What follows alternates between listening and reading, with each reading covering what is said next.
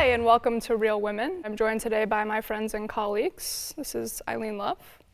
Yeah, I'm Eileen, and it's my happy privilege to work at Endow for 8 years, where I am the senior manager and the facilitator trainers. I'm Emily Sullivan. I'm the Northeast Program Manager of Endow. And I'm Terry Polakovic. I'm the president and co-founder of Endow. Well, just to kick things off, we talk a lot about feminism, and we hear feminism bantied about in, the media and everything like that, but it's sort of become this confused term. It's kind of a loaded word, feminism, and the first wave of feminism really just being kind of a necessity, the right to vote, opportunities for women in education and that kind of thing, back in the 19th century, early 20th century, kind of culminating with, the 19th Amendment, the right to vote for women.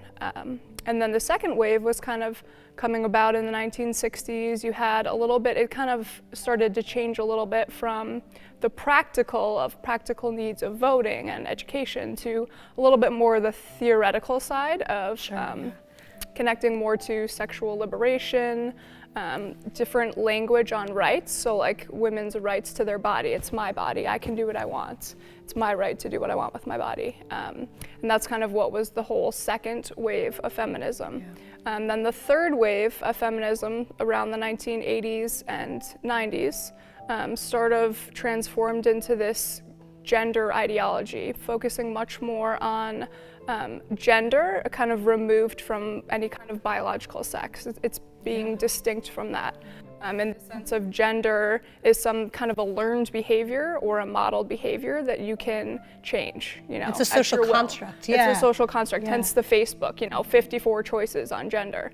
And so that was kind of what rounded out the third wave of feminism. So that's kind of showing the progression of women's liberation and feminism, if you will. But I do think it's kind of cool to get, we're all different ages and generations, to get your guys, your viewpoints on it. So I just kind of would be curious, Terry and Eileen, what your perspective was growing up kind of in that, the heyday of the 60s and such.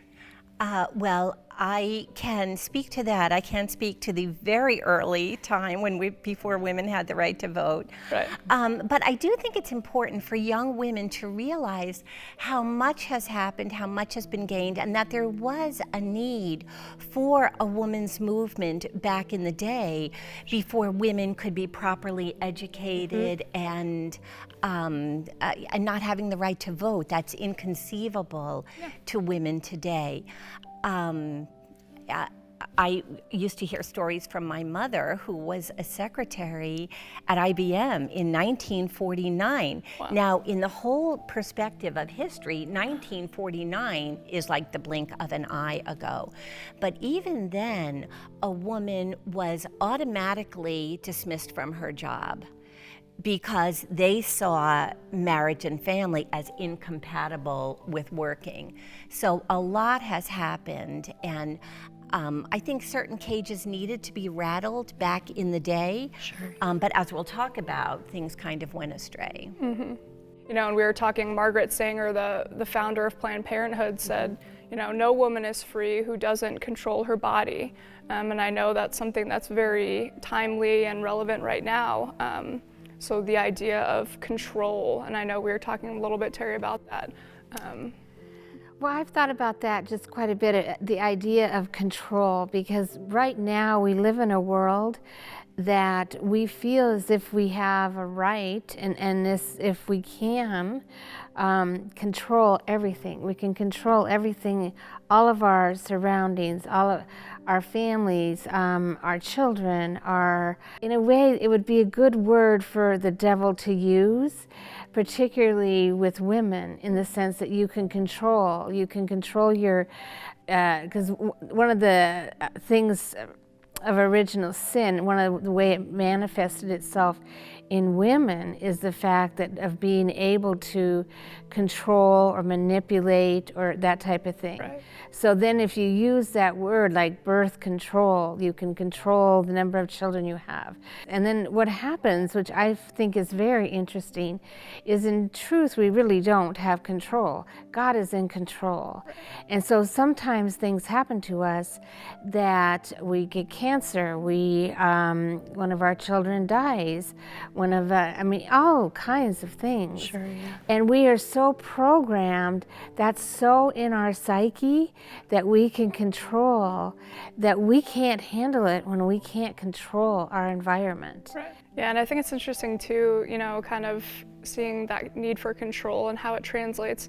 And especially for our generation, I feel like sometimes it became this like independence, this for women and within feminism, this strong need for control meant I can be totally independent of everyone. Right. I don't need a man, I don't need anyone, I can do everything on my own. I'm better without a man. The quote we were talking about, like, a woman without a man is like a fish without a bicycle, and it's just like, it's so bizarre. Yeah, it's this agenda of radical autonomy, that a woman's fulfillment lies in having no responsibilities and no relationships where she has to give of herself. And that's so contrary to what we know as Catholics. Like, what we know is that, you'll gain your life by losing it. Like, anyone who wants to have his life, like, we have to follow our Lord on the royal road of the cross and to give ourselves in self-gift. It's, that quote we've talked about so often in Gaudium et Spes from the Second Vatican Council, that man cannot truly find himself except through a sincere gift of self. So all these women who have bought into this lie, drank the Kool-Aid that they're going to be happiest and be most fulfilled if they are utterly independent and in need of no one, no one's in need of them, and that's a kind of freedom to enjoy. They've been lied to, and it's so tragic and it's so sad, and I think, you it's and I. It's very pervasive culturally, Yes, I think, and I'm probably getting it wrong, but Beyonce, Miss Independent or whatever, and Kelly single Clarkson. women or whatever, and but it's so encultured, that girls don't even know that this is the worldview that is being kind of just absorbed, and they don't even realize it, and it is sad, and the different effects of, loss of chivalry, and kind of like we were talking about, a woman it's not like she's incapable of doing certain things, but it's, that give and take and the balance and the complementarity of the two that I think we've kind of lost a lot. I was just going to say that quote, a woman without a man is like a fish without a bicycle.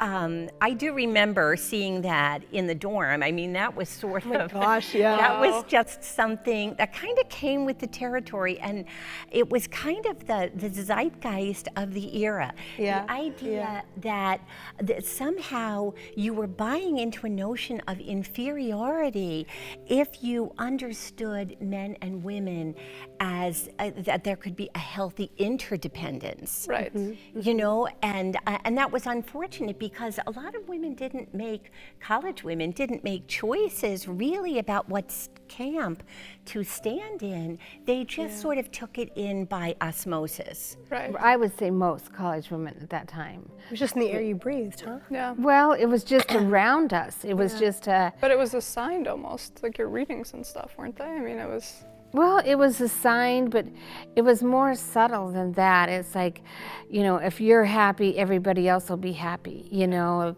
mama's happy, everyone's happy, that kind of thing.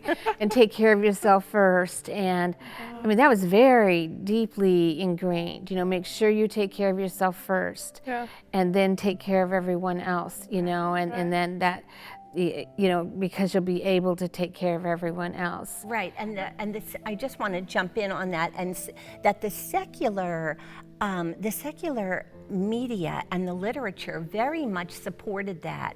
And when we were in college in the 70s, it was really expected and encouraged that young women were not going to be fully educated unless they had taken a course on secular feminism, unless they had Simone de Beauvoir's book, The Second Sex, under their belt, unless they read The Feminist Mystique and so on.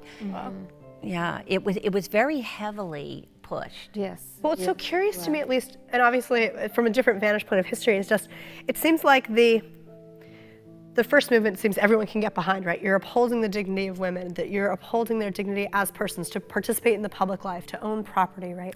To pursue education. What people sometimes forget when they critique the Catholic Church is, being a patriarchy. The Catholic women were the first women who were all the nuns were university presidents, and Catholic women being sent off to missions had all kinds of independence, and it was the church that was promoting that, right? Yeah. So the Catholic Church had always understood that men and women were equal in dignity. They were made in the image and likeness of God. They weren't superior or inferior to one another, right? But there was kind of this, it seems like, confusion where for most of cultural history, there was this belief that men were superior to women in dignity. And then with the first wave of feminism responding and saying, well, no, that's not quite right. Women deserve to participate in the polis, in the political life. Women deserve to perfect their intellects and study and grow in knowledge of truth, right? But it seems like then the second wave, the natural progression would have been to say, listen, we're not in competition with men. We're not, it's hard today to find a depiction of a man that's our character, like in a movie or a television show, that's actually a good thing. Usually they're doofuses, or they're lazy, or they're incompetent. They're not a kind of man who'd be a role model for a young man. But so instead of women saying, listen, men have great gifts that they bring to the table, but women have great gifts that we bring to the table, and we want to have those gifts appreciated and respected and welcome. It's as if they bought into the lie that men were better than women. It's like they said, well, so it was this top end list trying to top. Yeah, like in order, if I'm going to be respected in the workplace, instead of insisting that my particular feminine gifts and feminine genius be welcomed, valued, appreciated, they bought into it. If I'm going to be respected, I got to check all those at the door and act more like a man. I have to be aggressive. I have to be impatient in all of his vices, like typical vices, really. I have to be aggressive and impatient and unempathetic and unsensitive, and that's how I'm going to prove my worth and prove that I have a right to be at the conference table. Right.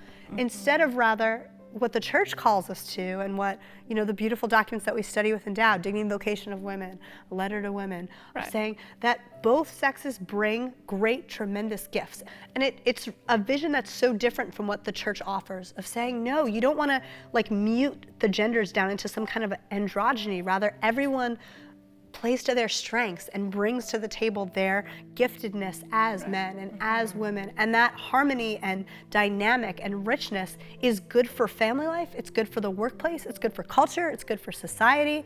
But it always struck me as so peculiar that it seems like the natural progression of feminism would have been an insistence that women's value be appreciated. And instead they sold out and said, well, you know what, by golly, you're right. I'll never be appreciated if I'm a real woman or act feminine in the workplace. So I'll have to abandon all that.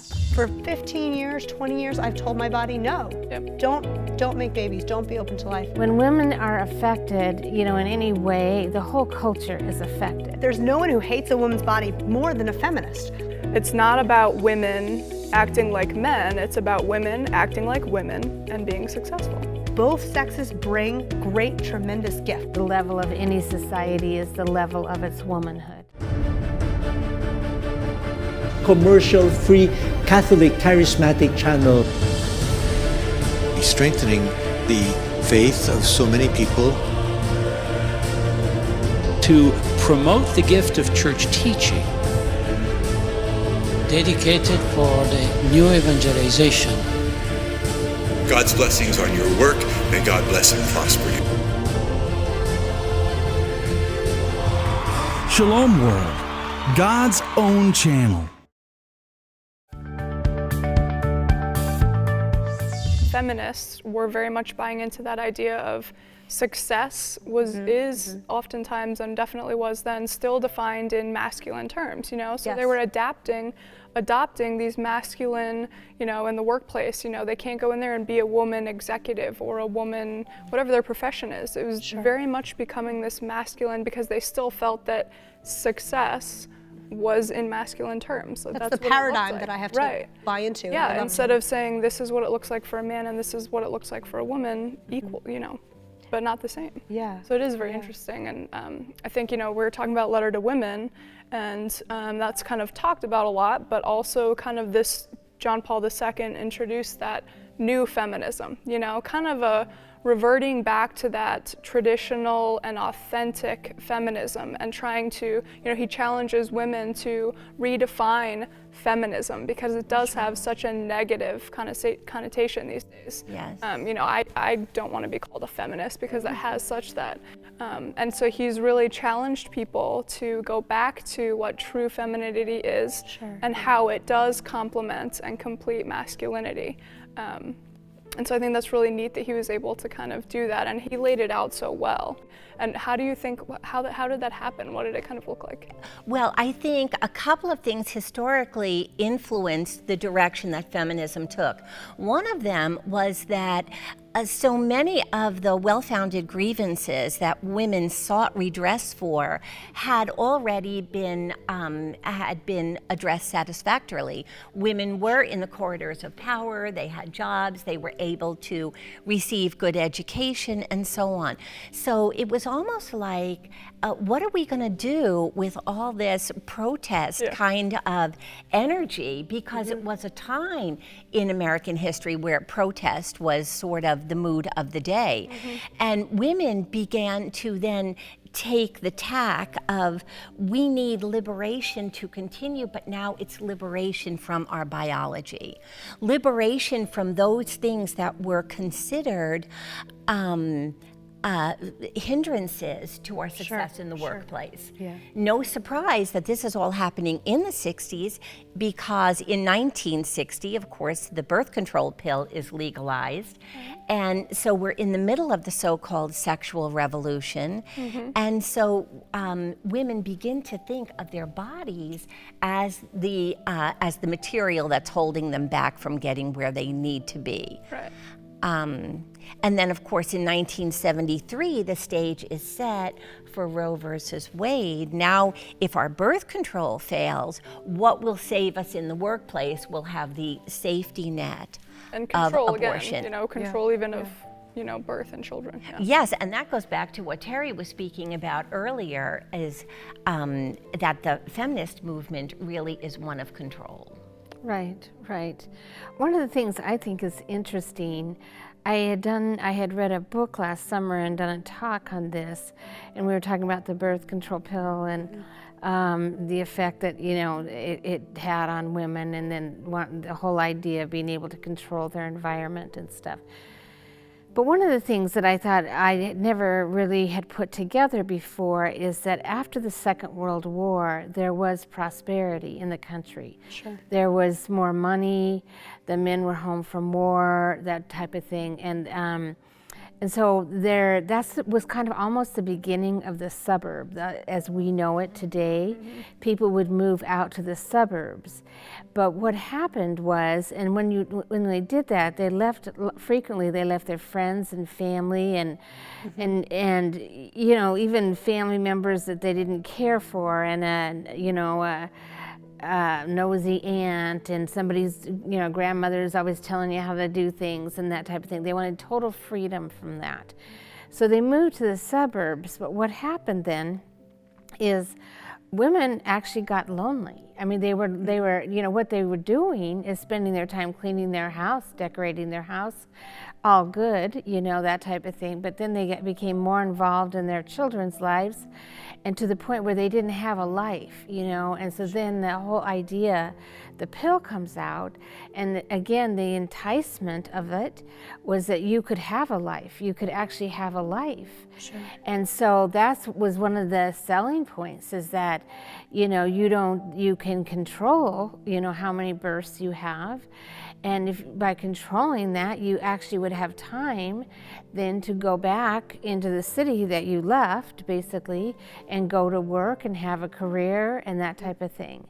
And then the next generation of women, they could see that and they absorbed that, and they wanted to work, they wanted to work. They didn't want to be stuck out alone, that type of thing. It was, it's changing now, but I guess I just wanted to bring that up because I thought that was just an interesting thing about, I've thought so much about the word control and what it does on a woman's psyche, basically.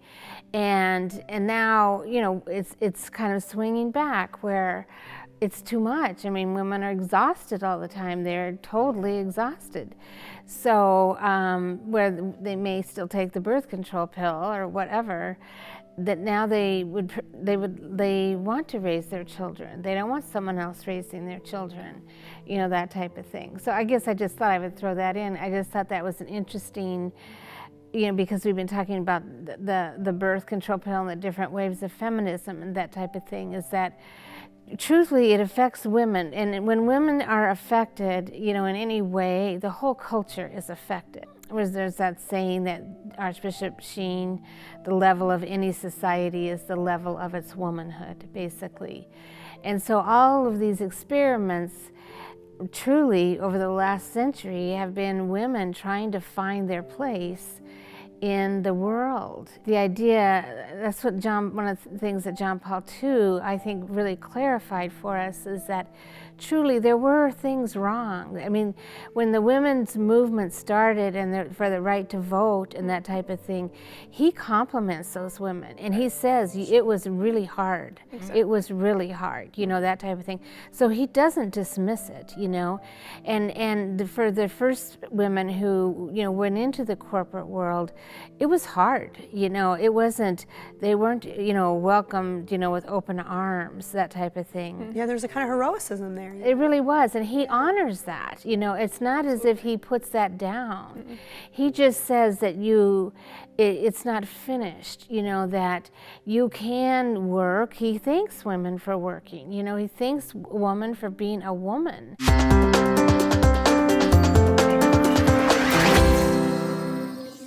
Do you consider yourself a feminist? I consider myself feminist in that I believe women should attain their full potential, but I wouldn't consider myself a feminist in the modern sense. How do you suppose a Catholic feminist would differ from a traditional secular feminist? A secular feminist doesn't have hope. They don't have the ideal role model. They don't have the Virgin Mary to look up to for grace and for inspiration. They just have an ideal woman who is strong, and when you have strength, that's great, but you can also tend to run people over. John Paul, in just his keen awareness of, like you were mentioning, the reality of fallen human nature, there's no one who hates a woman's body more than a feminist. If I were to say I'm a fan of Terry Polakovic, I'm a Polakiavian, you know, I'm all in favor of Terry, except that I hate her body. I hate everything about her body. You would say, well, you're not really a fan of Terry then. You can't, one goes with the other. They're essential. The body and soul are really united. So putting forward this whole idea of, I am pro-woman, but not a woman's body. I have this kind of animosity towards the way my own biology works as a woman is so bizarre and not authentically holding up a woman's dignity, to treat her fertility, this tremendous gift, as a disease that has to be manipulated and deadened. And then there are these poor, I have friends, I'm sure you do too, like I just turned 30, and I have friends who have been on the pill since they were 16, and now they're 32, 35, and now they want to have children, and they're discovering, well shoot, for 15 years, 20 years, I've told my body, no, don't make babies, don't be open to life. And now they're distraught because their body got on board with that and their fertility has been totally compromised, and the sadness and despair. Again, it's like they bought into this lie and were bought this good of sale, these, you know, bill of goods. And so I think we really have to authentically challenge the culture. Well, how does you know, you all go to Whole Foods and only drink organic milk, but you're popping this artificial hormone into your body, chemicals into your body. Why would you do that? Why would you put up with that? No. And I think that's kind of, that challenge is kind of what JP2's, you know, again, that new feminism was talking about. It's like, you know, women's liberation and the women's movement and feminism started this way, and he does map it out very well, you know. Mm-hmm. The first part was absolutely essential, you know, equality in voting, right, you know, those education, those kinds of things. Yeah. Super important, and it kind of moved on from there, and, you know, like we've talked about, it kind of went different ways, but what is the answer to that? So okay, it went on these extremes, it took this radical route, you know, how do we bring it back? What is the answer? And so I kind of think that's what his challenge was, and that's what he challenged, that's what we need to start doing. And you know, how do we show people that there's a new kind of feminism that is complementary, that isn't radical, you know, that is very positive and authentic and real. And so, what are some of the examples of ways that maybe we've seen that lived out in our own lives, or we've hoped to see it lived out, or? I think that John Paul II was a great bridge builder, and I think that's why he just appeals to so many people. And as you're saying, yes, he could see the good in this, but he could see more work has to be done. Here's where we have to be tweaked. Here's how we have to be invited to think a little bit differently. And a new feminism, there was an article that is still widely in circulation. It's by Helen Alvarez. Oh, in Ligori. Yes, in Ligorian magazine. It's probably 15 years old now, but it's marvelous, and we take a little excerpt of it and we put it into our Letter to Women study guide. And she talks about a real feminism, a new feminism, a Christian feminism, remembers God. And if you embrace that and you really avail yourself of the wisdom of the church, what does it really mean to be a woman today? Then you have a feminism that really has the capacity to lift everyone, like a rising tide lifts all boats. Yeah. And that kind of feminism is affirming of life, and it helps to build a civilization of love. Yeah, and I think that was a big point of JP2's when he was talking about it, like you said in Letter to Women. It was exactly that. It was God-based and all about the dignity of the human person, not of just a woman or just a man or that kind of thing, and really acknowledging the distinctness of men and women and how they truly do complement and complete each other, and that kind of feminism. I don't know about you, but I feel like I've seen some changes within the culture. There's little rays of hope here and there. Zooey Deschanel is a popular actress on, I think, New Girl or something, really popular actress, but, every now and then you hear little tidbits from women in the culture that are, total Hollywood. You would think they'd, never, and would you expect them to say something that you're like, I totally agree with that, but she was saying, it's not about women acting like men, it's about women acting like women and being successful. And that kind of was like, wow, I can't believe someone in Hollywood really said that and truly believes it. But, I think we're sort of beginning to see the tides of change. I don't know if you guys ever, do you see those changes? Do you think there needs to be more? I saw something similar recently that made me think that Amazon will give a book list, their 100 bestsellers in whatever category, right? So the topic I think was, books on sex. And the #1 bestseller on Amazon, at least currently, is this book called Taking Charge of Your Fertility. And it's basically a secular account of natural family planning. And basically says, get off the pill, don't be popping all of these artificial hormones into your body, embrace your fertility, pay attention to it, see it as the gift that it is, and learn how to work with your body to, it's not going to quote Humani Vitae. It doesn't have the fullness of the truth, but here at least is a very reasonable, rational account. Yeah, it's getting there. And so if it's the top seller, that means people are buying it, Exactly. Women are starting to sit back and say, that's right. Finally. Why would I be popping all this artificial nonsense into my body? Does this really affirm my dignity? And 55 years of the pill has had the effect of women, taking pause and thinking, really, what have the ramifications been? Right. Freedom, alleged freedom, but at what cost? Right. So we're in a very healthy place. And I see signs that women are really ready to rethink what they've been told about feminism. Challenge it where it needs to be. Yeah. So as we've discussed, modern feminism and the Catholic view and the progression of women's liberation, we hope that we've presented for the women watching an idea of how we can challenge in our culture today this old idea of feminism and feminists and really bring about this authentic feminism that complements masculinity in a real way so that we're able to bring that to our families and friends and culture. And I just wanted to thank everyone in the audience today and thank our women here today for a great discussion. Thank you.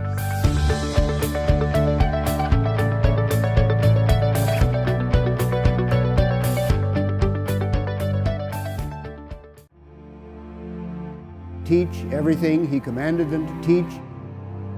New ways to communicate God's word. Present positive images to our people. this message of truth and salvation. Culture of encounter. Gospel of Christ worldwide.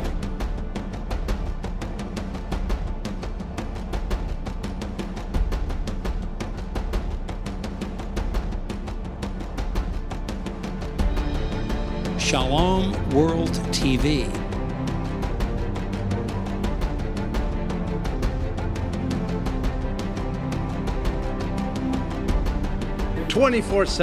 Faith-filled, dynamic, virtue-building, commercial-free, family-friendly, Catholic charismatic channel to the whole world. Promote the gift of church teaching. Dedicated for the new evangelization. Mentor the young into a deeper embrace of the Catholic faith. Wonderful contributions to the church. people of prayer.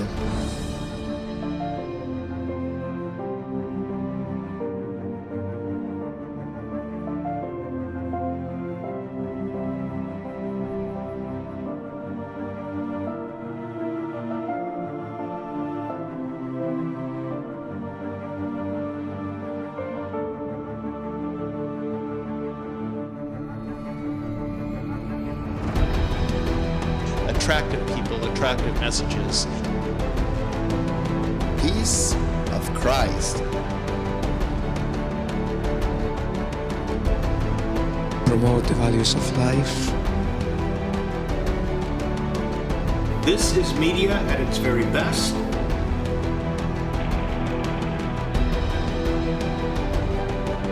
The voice of the church. With great love. Taking this to the next step. Shalom World TV. Shalom, shalom. Shalom. Shalom. Shalom. Shalom. Shalom. Shalom. Shalom. Shalom. Shalom. Shalom. Shalom. Shalom. Shalom. Shalom. Shalom World, God's own channel.